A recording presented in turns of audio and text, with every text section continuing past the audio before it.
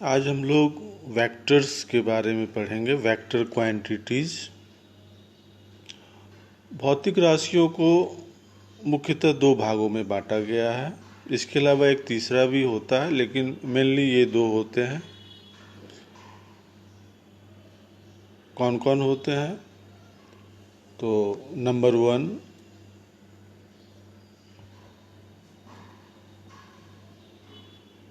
अदिश राशियाँ। अदिश राशियाँ जिसको स्केलर्स कहते हैं, स्केलर क्वांटिटीज। अदिश राशियों को व्यक्त करने के लिए पूरी तरह अगर व्यक्त करना है तो केवल परिमाण, मैग्नीट्यूड की ज़रूरत होती है। परिमाण में क्या क्या होता है? आंकिक मान तथा उसकी मात्रक।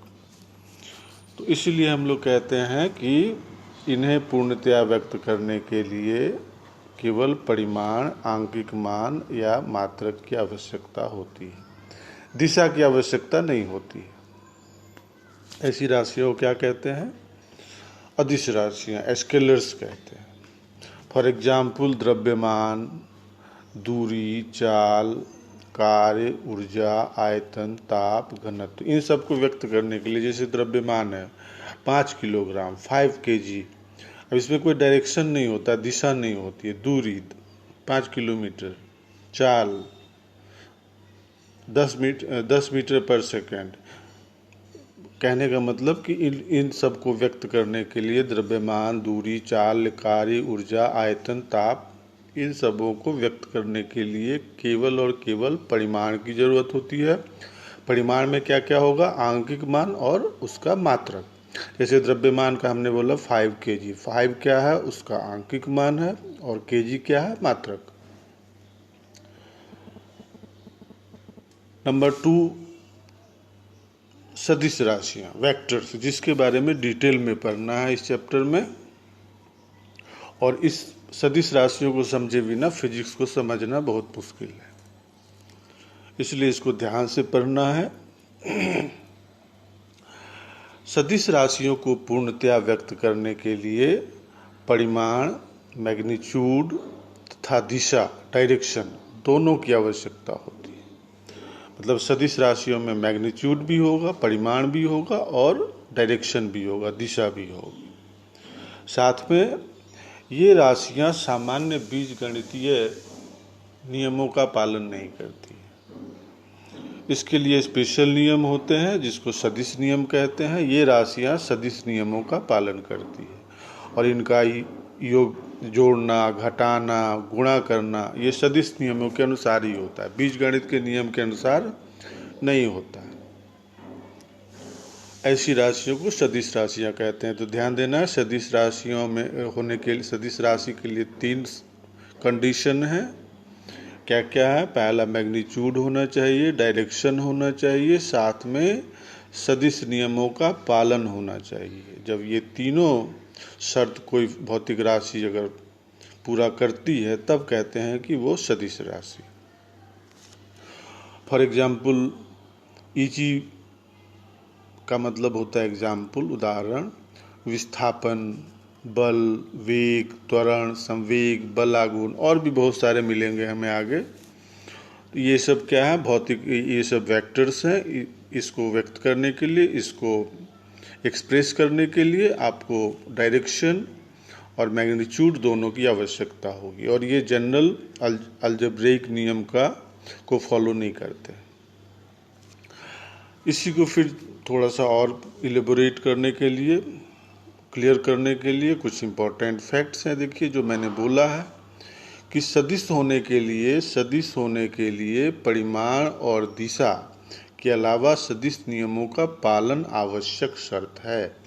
अगर दोनों परिमाण और दिशा है, सदिश नियम का पालन नहीं करता है, तो वो वेक्टर नहीं कहलाएगा। फॉर एग्जाम्पल इलेक्ट्रिक करंट, विद्युत धारा। विद्युत धारा में परिमाण भी होता है, दिशा भी होती है। कहा जाता है कि विद्युत धारा की दिशा इलेक्ट्रॉन के गति के दिशा के विपरीत होती है, मतलब फिक्स वो है, या धनावेश की गति की दिशा में होती है। तो दिशा तो है, परिमाण भी होता है, लेकिन ये एक अदिश राशि, क्योंकि यह सदिश नियमों का पालन नहीं करती, ये बीजगणितीय नियमों का पालन करती है। जैसे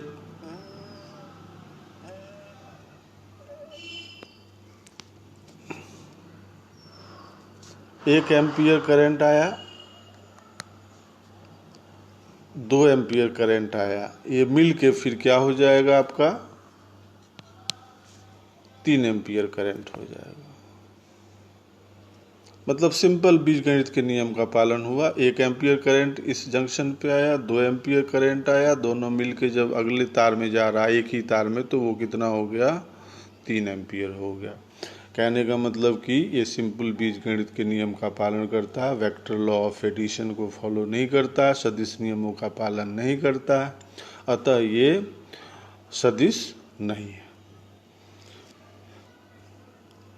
फिर एक तीसरा प्रकार भी होता है, जैसे अभी तक हम लोगों ने पढ़ा अदिश राशि और सदिश राशि, और एक तीसरा प्रकार भी होता है भौतिक राशियों का। क्या है कि कुछ भौतिक राशियां न तो सदिश होती हैं और न अदिश होती है। इन राशियों की कोई दिशा नहीं होती है, न तो सदिश की तरह व्यवहार करता है न अदिश की तरह व्यवहार करता है। क्यों? क्योंकि इनकी कोई दिशा, प्रॉपर दिशा नहीं होती है, लेकिन भिन्न भिन्न दिशा में इसका मान अलग अलग होता है। ऐसी भौतिक राशियों को प्रदिश राशि कहते हैं, टेंसर कहते हैं। ऐसी भौतिक राशियों को क्या कहते हैं? टेंसर। जैसे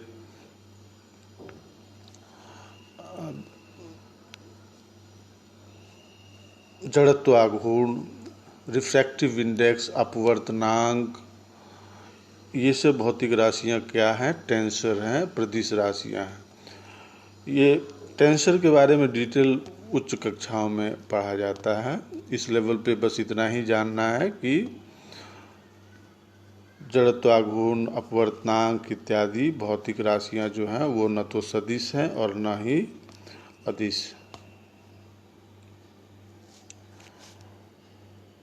इनको क्या कहा जाता है? प्रदिश कहा जाता है।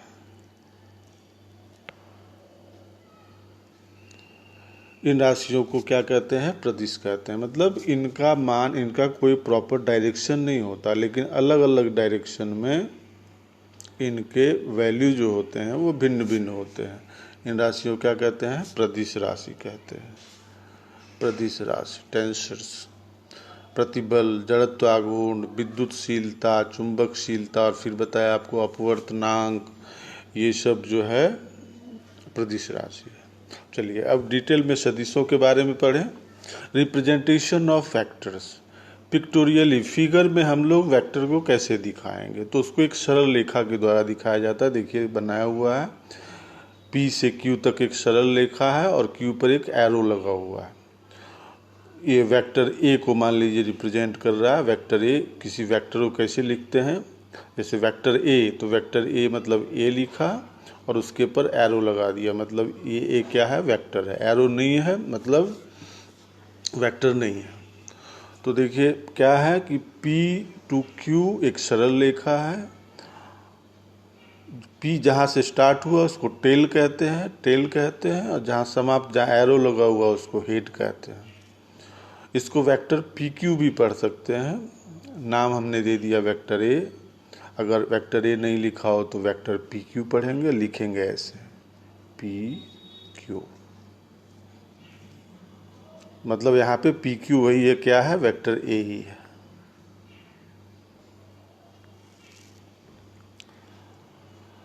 अब वेक्टर A का परिमाण कितना है? तो सरल रेखा PQ की जो लंबाई होगी वो वेक्टर A या PQ के परिमाण को व्यक्त करेगा। और तीर का निशान जो है, ये तीर का निशान सदिश A या PQ की दिशा को व्यक्त करेगा। तो किसी भी वेक्टर को हम लोग रिप्रेजेंट करेंगे, लंबाई समानुपातिक होगा। जैसे 5 न्यूटन है फोर्स, तो अगर उसकी लंबाई 1 सेंटीमीटर लेंगे तो 10 न्यूटन 2 सेंटीमीटर उसकी लंबाई हो जाएगी सरल रेखा की। 15 न्यूटन 15 न्यूटन होगा तो 3 सेंटीमीटर कर देंगे। इस तरह समानुपातिक लेते हैं, एक्चुअल नहीं लेते हैं कि 5 न्यूटन है तो 5 सेंटीमीटर ही लेंगे। तो इस तरह हम लोग देख रहे हैं कि सदिशों का निरूपण हम लोग पिक्टोरियली फिगर के रूप में कैसे करेंगे। अब आइए सदिशों के प्रकार। सदिशों के प्रकार।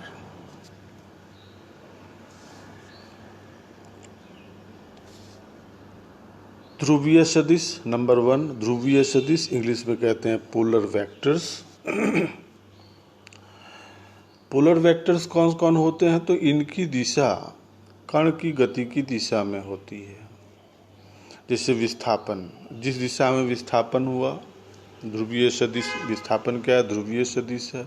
वेग क्या है? ध्रुवीय सदिश है। बल क्या है? ध्रुवीय सदिश है। इसकी दिशा किधर होगी? कण की गति की दिशा जो होगी वही इसकी दिशा होगी। इन सदिशों का संबंध रेखीय गति में होता है। तो रेखीय गति में जितने भी टर्म्स आएंगे, भौतिक राशियां आएंगी, सबकी सब क्या होंगी? ध्रुवीय होंगी। ध्रुवीय सदिश की दिशा गति की दिशा में होती है। नंबर 2 आता है आपका अक्षीय सदिश, एक्सियल वेक्टर, एक्सियल वेक्टर्स। इन सदिशों की दिशा घूर्णन अक्ष की दिशा में होती है। घूर्णन अक्ष मतलब कोई वस्तु अगर किसी अक्ष के परितः घूम रही है।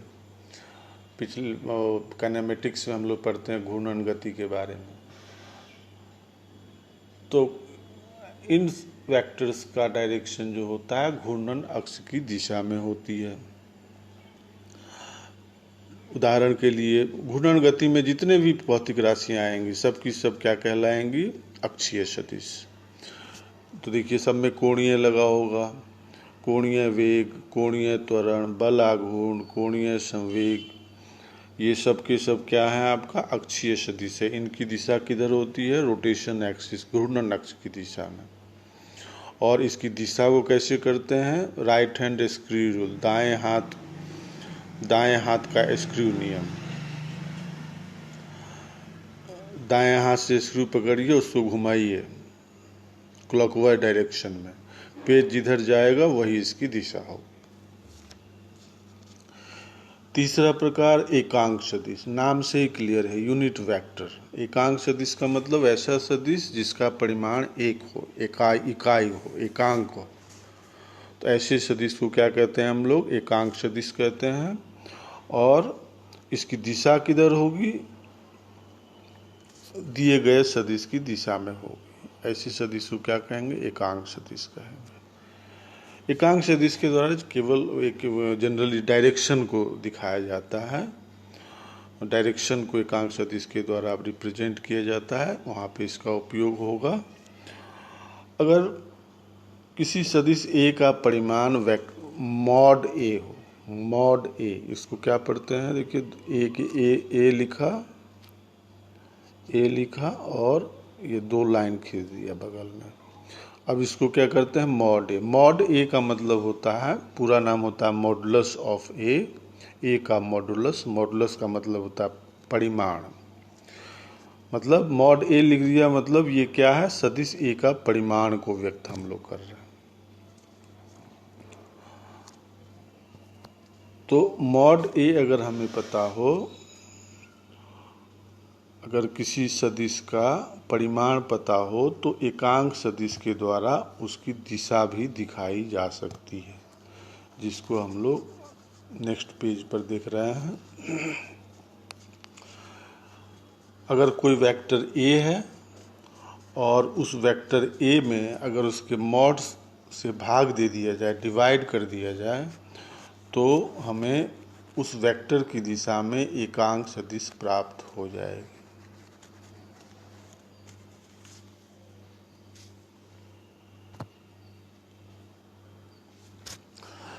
तो अगर क्या पढ़े थे हम लोग कि अगर किसी वेक्टर ए का परिमाण मॉड ए हो तो ए की दिशा में, वेक्टर ए की दिशा में एकांक सदिश, ए की दिशा में एकांक सदिश एक कैरेट, ऊपर में जो एरो टाइप लगाया है टोपी टाइप, उसको एक कैरेट पढ़ते हैं। एक कैरेट या कैप भी पढ़ा जाता है।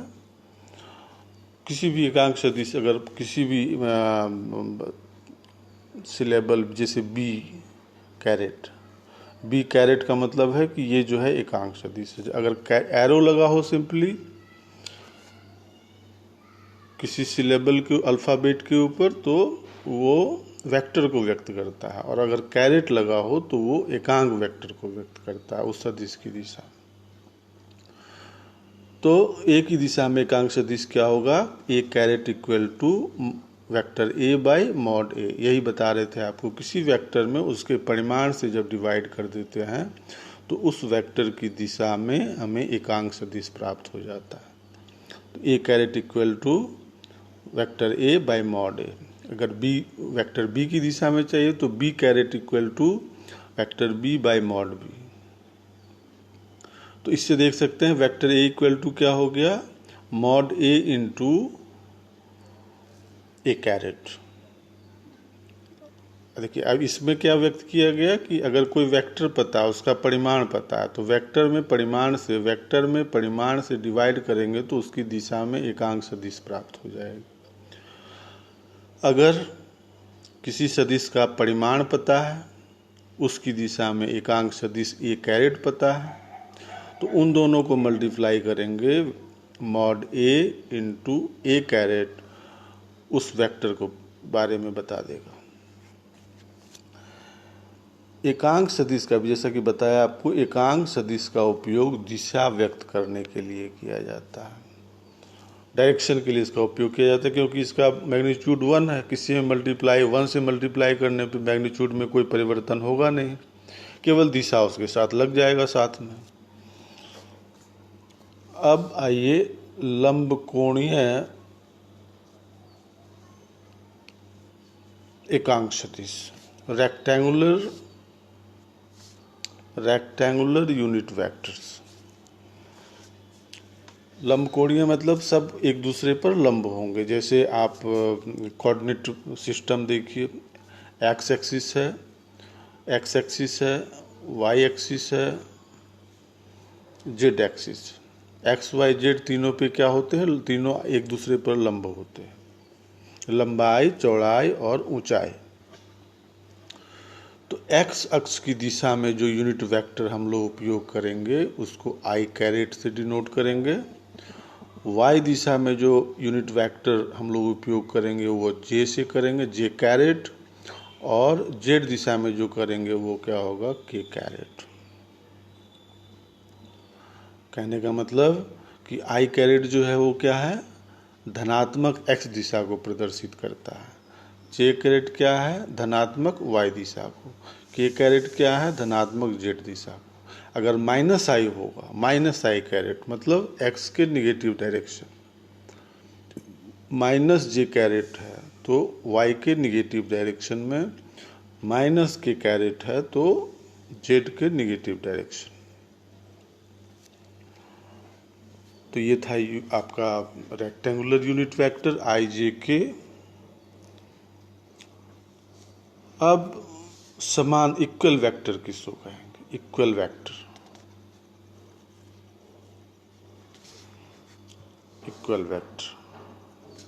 समान सदिश, इक्वल वेक्टर। तो समान का मतलब तो इक्वल समान होता है, बराबर।